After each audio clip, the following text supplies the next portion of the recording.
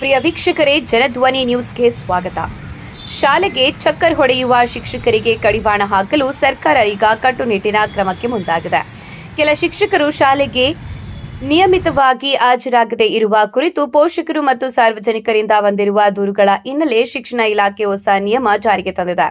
ಈ ಹಿನ್ನೆಲೆಯಲ್ಲಿ Karnataka attendance monitoring system mobile app ಮೂಲಕ ಶಿಕ್ಷಕರ ಹಾಜರಾತಿ ಕಡ್ಡಾಯಗೊಳಿಸಲಾಗಿದೆ. ಇನ್ನು ಮುಂದೆ ಶಿಕ್ಷಕರು ಶಾಲೆಗೆ ಬಂದ ಕೂಡಲೇ ಮೊಬೈಲ್ ಆಪ್ನಲ್ಲಿ ಜಿಪಿಎಸ್ ಹಾಗೂ ಸೆಲ್ಫಿ ದೃಢೀಕರಣದ ಮೂಲಕ ಹಾಜರಾತಿ ದಾಖಲಿಸಬೇಕಾಗಿದೆ.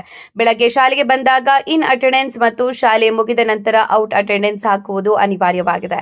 ಕೆಲವರು ಶಾಲೆಗೆ ಬಾರದಿದ್ರೂ ಹಾಜರಾತಿ ತೋರಿಸುವುದು, ಮಧ್ಯದಲ್ಲಿ ಶಾಲೆಯಿಂದ ಹೊರಡುವುದು ಮುಂತಾದ ಘಟನೆಗಳು ಕೇಳಿಬಂದ ಹಿನ್ನೆಲೆಯಲ್ಲಿ ಸರ್ಕಾರ ಈ ಡಿಜಿಟಲ್ ವ್ಯವಸ್ಥೆಯನ್ನ ಜಾರಿಗೆ ತಂದಿದೆ.